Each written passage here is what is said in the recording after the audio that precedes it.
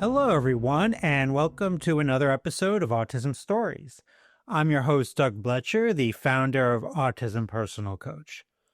Autistic people are the true experts of the autistic experience, and Autism Stories is where we interview autistic people to learn from their diverse stories, experiences, and get their insights. If you'd like to be notified about each week's episode of Autism Stories, we suggest you subscribe on your favorite podcast listening platform. Now, on to today's episode, where Jerry Marcus joins us to discuss his career as a senior program manager in accessibility. We hope you enjoy today's conversation. Jerry, thanks so much for joining me here on Autism Stories. Thanks, Doug, for inviting me.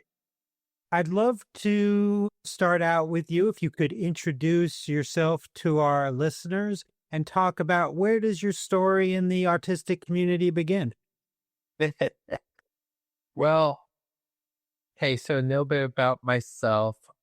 I am a professional senior program manager for a media company in accessibility. I've been really in that role for 2 years and then had roles in various other functions within a organization over the past, I'd say, 15 years.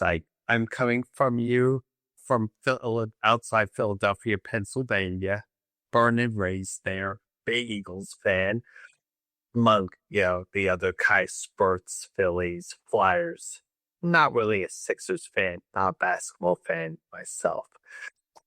Where my story in autism in the community begins is really early. I was diagnosed in, around 10, 11. Beforehand, it was ADHD, ADD. You throw the words and the letters out, diagnoses, I probably had it. And really, I didn't understand that at that age, to be honest. It wasn't until college, going to Westchester University as an undergraduate with a history degree, that I started to realize my autism and what makes me who I am. It's part of my personality, it's part of who I am as a person. And it led to me getting involved with a lot of kind of speaking opportunities, really just sharing my story, growing up, going through school and really how I was able to navigate my, strengths and my weaknesses. And I'll be honest, it also was a time for me where I kind of bloomed, with, you know, getting involved with things. I was very kind of, in my own as I was growing up, but I was kind of thrust into actually being out there as a person, and creating like connections. It it was both challenging and hard, but it gave me a lot of energy through it. And it led to a lot of just, opportunities as I continued my journey out of college and into the workforce. Now, I grew up a Jets fan, so I will forgive you for being an Eagles fan, but at least you have the colors right of the color green. That's really important. Yes, it is. It is. Yeah, and I would say I wish the Jets were better. They're like the Bears and they're like, the Browns where, I don't know if someone, jumped over a bunch of cracks, broke a bunch of mirrors, it feels like there is no good luck in those teams, no matter what, especially last year, you got Aaron Rodgers, you're like, yes, we got a great quarterback. And then, well, 2 years ago, then he got injured. Then he wasn't that good. And you're like, where is my luck coming? So to all Jets fans out there, I am rooting for you because I love seeing the underdog. Now, you shared that you currently work as a senior program manager in accessibility. Yeah. How did you kind of get into a role of that magnitude? It's as I was kind of sharing in my kind of the previous question, it's really a journey that kind of took me to where I am today. And if I look back, if looking back when I started this journey of my career, I would never have thought I would land in accessibility. I was actually looking to be a history teacher. And what my education as a history teacher taught me was kind of the idea of research, the idea of, being able to, work cross functionally, being able to reference things. And those are skills that kind of set me up early in my career when I actually joined kind of the corporate space in a learning and development role as a train as a high potential train coordinator. That, you know, gave me kind of that exposure to actually work with senior leaders, work with trainers. Our focus was, trying to create these in-person events, in-person trainings that was very much bespoke and very much white glove treatment. You're talking about VPs and high level people. They require a little bit of patience, a little bit of like hand holding and whatnot. Through that journey, I got to do a lot of cool things from, as I said, creating trainings for leadership, actually creating virtual trainings, doing some metrics, and actually creating SharePoint sites. And that SharePoint site skill actually led me into a different role within the same company, but in a benefit space. That role gave me more skill set across different parts of the business, partnering. I think that's a key thing, which I'll talk about later. That's, in a corporate environment, it's all about the connections. It's all about that space. And so, we'll talk about a little bit more, but through those connections, I was also passionate about disability. And then, having disability myself, it's important to be a voice where most people don't feel comfortable sharing their voice. And, of course, we know the adage that if you spoke to one person with a disability, you've just spoken to one person with a disability. Spoken to somebody who has autism, you've spoken to one person who has autism. But through that, I got involved with the Employee Resource Group, or ERG, at my company and kind of grew in the ranks in that, specifically the disability ERG. And that gave me exposure into the space of accessibility because we were often key partners with the leadership team of the accessibility team. They have, they want to push kind of that awareness and that acceptance. They also want to get feedback from the community as they are looking at new innovations and looking at new strategies and new partnerships. And so I got to learn, I got to know not just the accessibility team in my direct organization, but a partner organization. And that led to, because I was gaining that experience as throughout my time, in program management and project management, I was starting to actually get those skill sets so that I was, favorable. And I was actually, I had those skills, but I didn't have the skills in accessibility. So really, it took me kind of, taking a bit of a risk and then taking a bit of risk on it. And it was actually, we did a 6-month rotation where I sat with that team. It was like basically a on the job interview lasting 6 months. And that really sealed the deal. It is interesting because often what people think of when they think about accessibility is they think of kind of the media accessibility, the closed captioning, the audio description. But accessibility is much more expansive. A big portion is in the digital space. We're looking at websites, we're looking at mobile apps.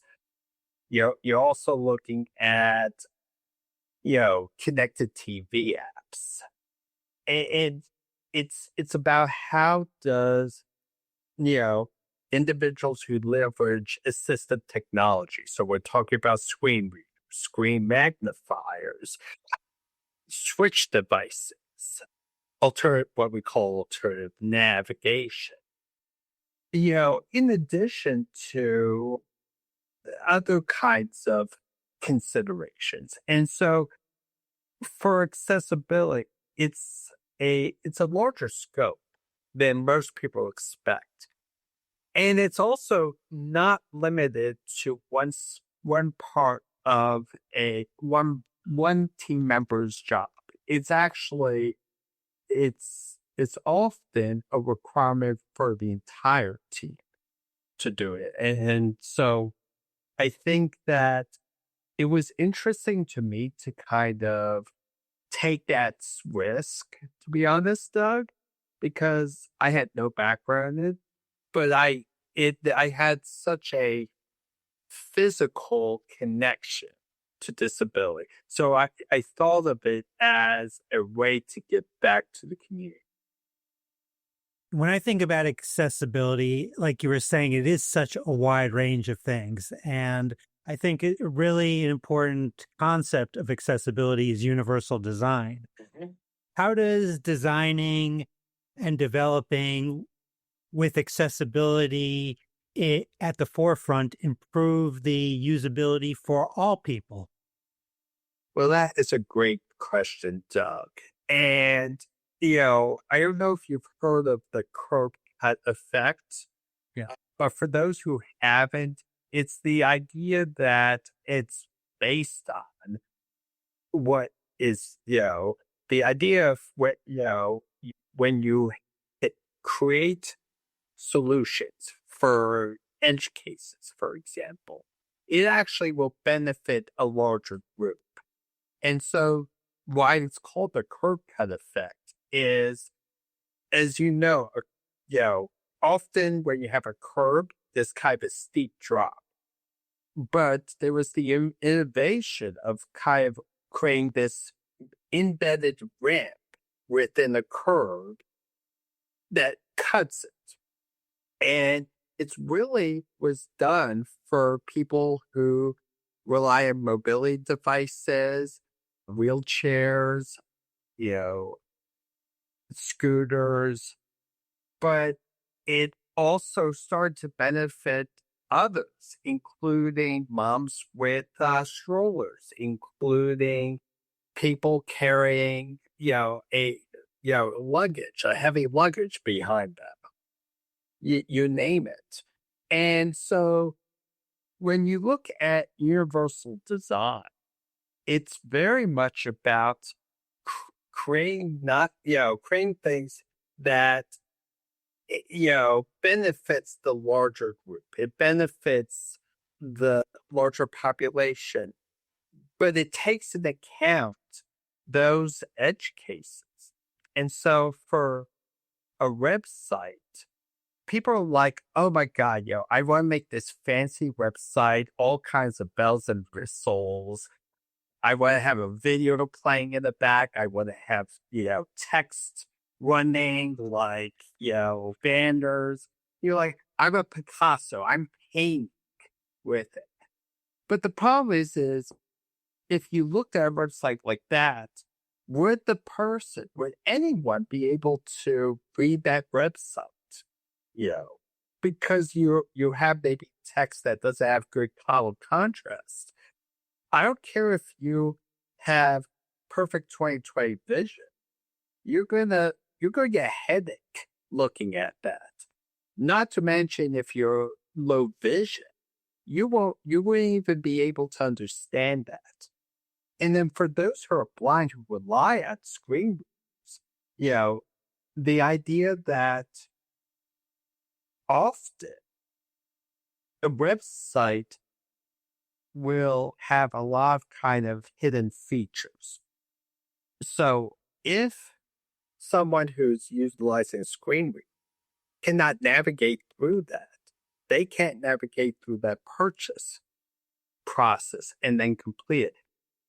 But then often, if that's the case, the the the normal person who's just going in who might be sighted would run into issues anyway because it is not organized. It isn't kind of built with the consideration of a kind of a good design sense. So often it's good practice to start from that point. And it benefits not just a subset of the community, but it benefits the larger community.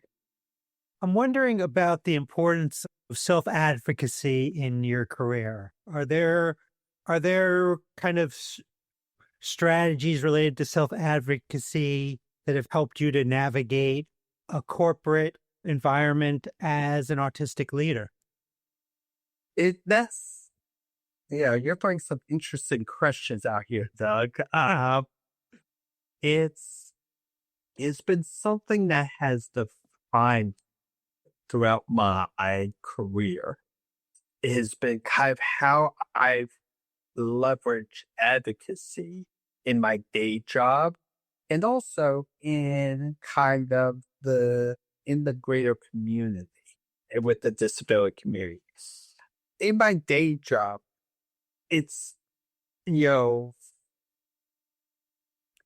I often have to push to get any kind of supports or any, needs that I would require. Often for me, I need a bit more time to kind of, you know, understand something.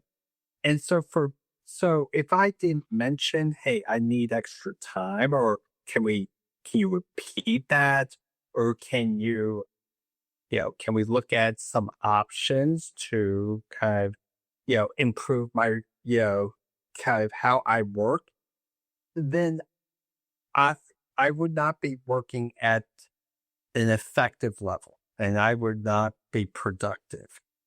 And so I've had to often, and I do it in a way that understands that most people want the best for you, but they need to kind of understand that. They need to understand what your needs. And so whenever I start a working relationship with somebody, especially with a manager, for me, I kind of share here's how I work best. Here's here's what makes me productive or how I can be productive.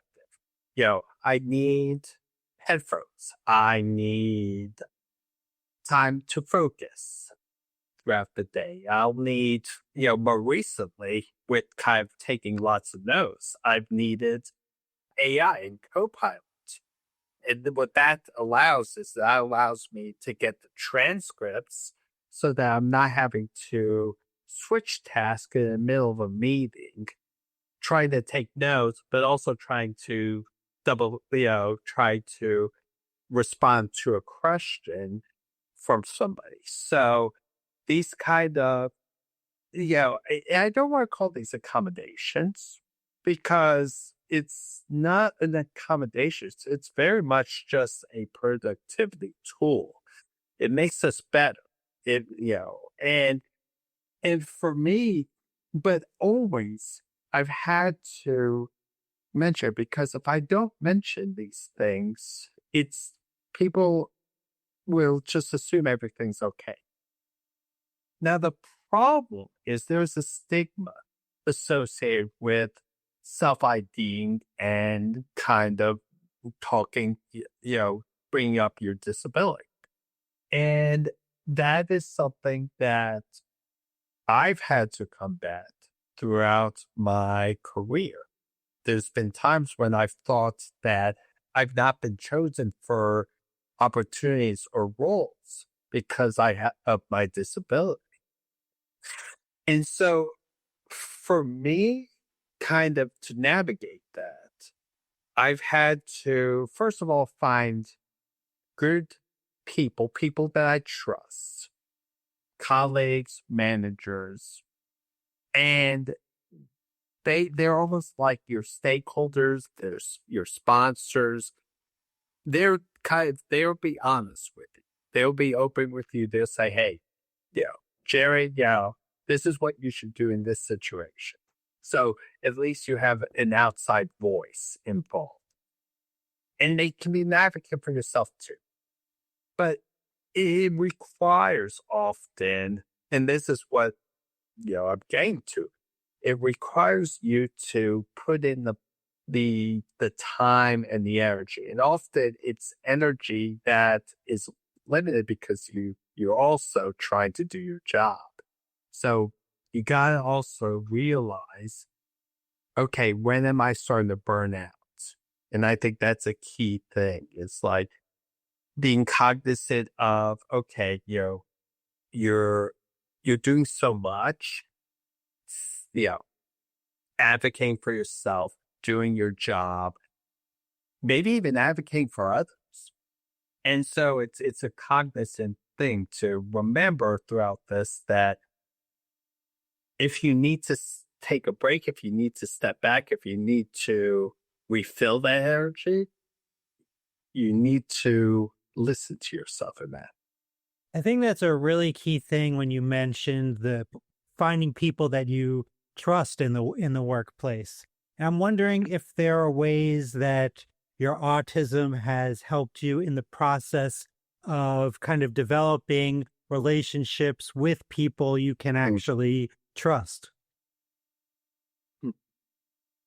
It's a good question because it has, I would say the answer, if you asked me that question maybe 10 years ago, I probably would have answered it a different way than this one. It's when I was younger, I was so focused on myself that I would often, someone would come by me and say, hey, Jerry. And, it would take me 1, 2, 3, 4, 5, maybe 7 seconds for me to respond. And that time, that person moves on. And so for me, it was about kind of a growing up period to realize how can I build connections and how can I create these connections? And it's often one skill I've learned is I'm a good listener. At least I try to be a good listener in most cases. And most people just want to be listened to. And I think that has been something I think that I I have through being an artistic man and the leader is the patience to listen, which uh, again, I think you've said this probably in your in your podcast over almost every recording, this is just one person you're hearing and their lived experience. This doesn't represent everyone that has autism or is autistic. But for me, the ability to listen, give that space to people, I think invites them to share, invites them to connect. You know, it becomes a two-way street. A good connection requires work from both sides, from both people to actually maintain. But often it needs a spark. It needs the commonality. It needs something. And I've kind of gotten better at it. And it's a combination of creating that space of listening, sending a thank you card. You meet somebody new that you either want to continue that conversation, create that connection or cultivate that connection. The most flattering thing you could do is send them a thank you. You could send them a thank you email. You could send them a thank you on LinkedIn. This is a bit old school, but this, if they really are impacting you, you can actually send a thank you card. And that creates kind of a space for, as I said before, being able to find mentors and mentees, being able to create connections. And in the corporate space, in corporate roles, yes, skill set is important and yes, skills are important, but the big driver of success is your connections. It's who you know. It's not what you know, the old adage, as they say. It's who you know. It's who knows you and knows what you can give and what you can accomplish and where you want to go in your career. And it's it's also given me that humbleness. And I think people are attracted to humble people in this world where it's a very egotistical world. People that can have kind of that humbleness and that almost emotional intelligence to kind of say, hey, they're self-aware of their strengths and their weaknesses and can kind of, manage that. It benefits. It attracts people to you. It's I think I've gotten better, but I know that the people that I've surrounded myself with complement who I am. Now, you were talking about creating space, which I love. And in thinking about that, you formed a neurodivergent led coffee chat. So, for those interested in doing something similar, kind of what best practices have you kind of learned from this and other experiences? I love this question a lot because it really ties to the do more of what makes you happy.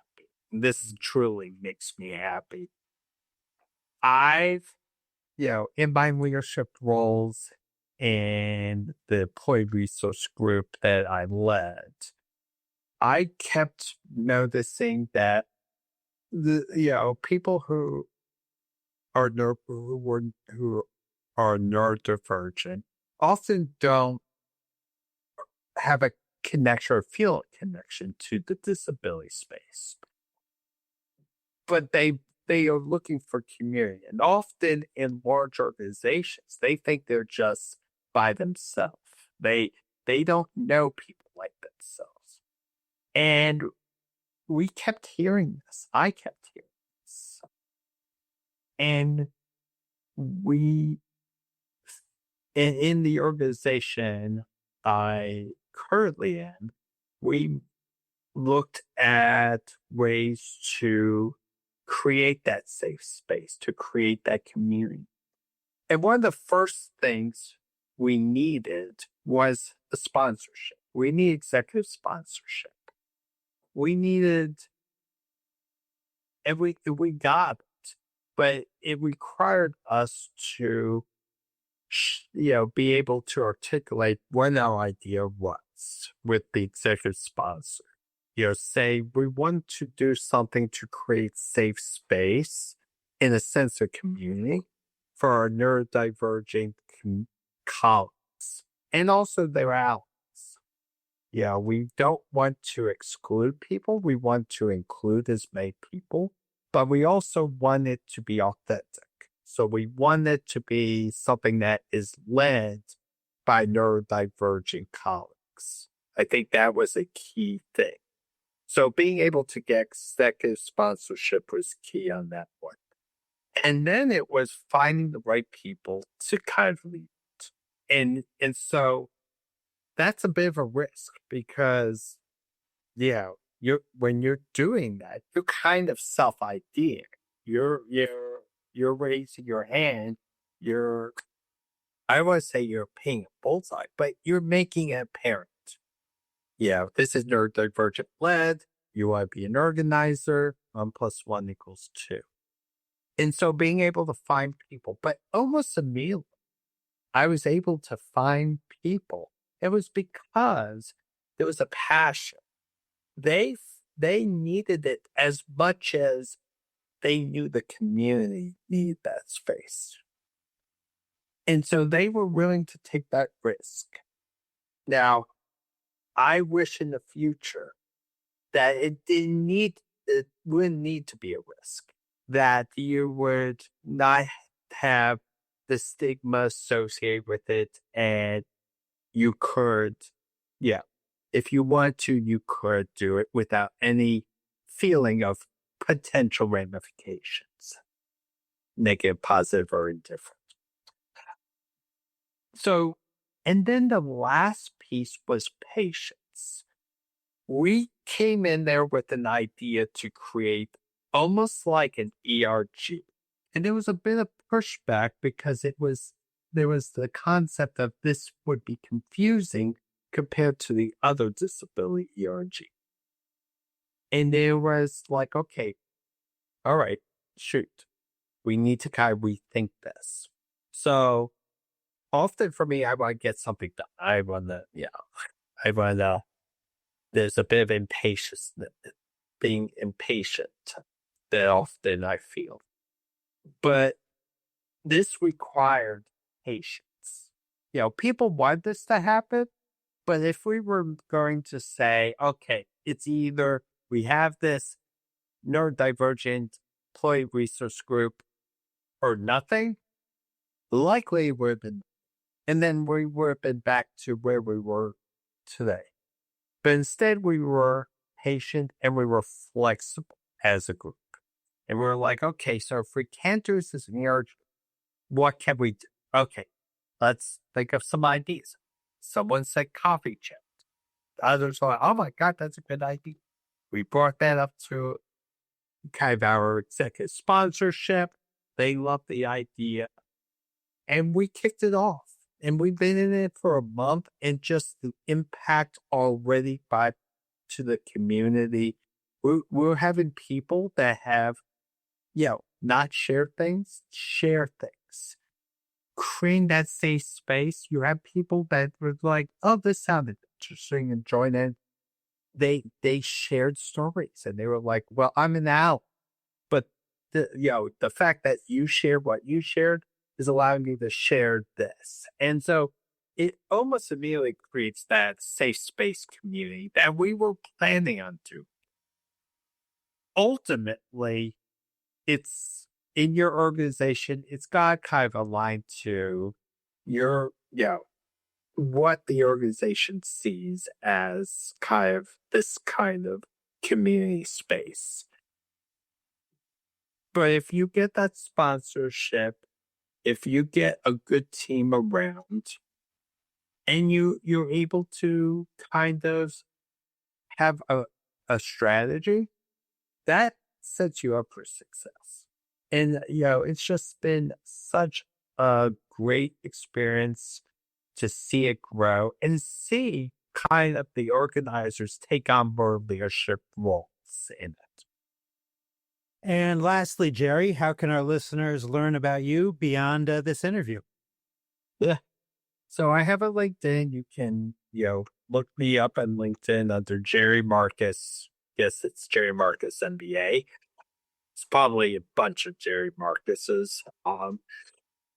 Feel free to reach out to me on LinkedIn. I I have an Instagram, but I wouldn't say I have an Instagram. uh, but yeah, LinkedIn is good. I'm always interested to good conversations, how I can help organizations as they scale programs, how I can help coach, you know, potential leaders. You know, one of the things I uh, have a very soft spot for is disability led startups. I've helped with some startups with their pitches, but being able to see more startups led by people with disabilities, it just it opens the door for more creative ideas, more creative business solutions, and better solutions for society. So, and lastly, Doug, it really has been a pleasure. I'm really happy that our shared friend Carol G. Whittington connected us. She is both a doll and just so passionate in this space. And, I think that's the key here is like, if I can connect anybody for any reason, reach out to me. If you're looking for a role somewhere, if you just need advice, reach out. But yeah, Doug, it's truly been a pleasure to have this conversation. It really has, Jerry, and I really am grateful for your time today because I know you probably are quite busy and being so open and sharing with your time really means a lot. So thanks so much for joining me today. Thanks, Doug. Thanks so much to Jerry for the conversation. To learn more about Jerry, please check out the link in the description for this episode. We always love hearing from you, and we'd especially love to hear from you relating to this episode on what do you think are the most important things that people need to understand about the benefits of universal design. Did you know Autism Personal Coach provides neurodiversity affirming support by autistics for autistics? We empower autistic adults and teens to be the best version of their authentic selves through customized life coaching and community groups. We also support parents and partners of autistic people by providing insights and guidance to bridge communication gaps and nurture mutual understanding. So please visit autismpersonalcoach.com to begin your experience of judgment-free coaching rooted in empathy, expertise, and respect for autistic identity. Until next time, I'm Doug Bletcher of Autism Personal Coach. Talk to you then.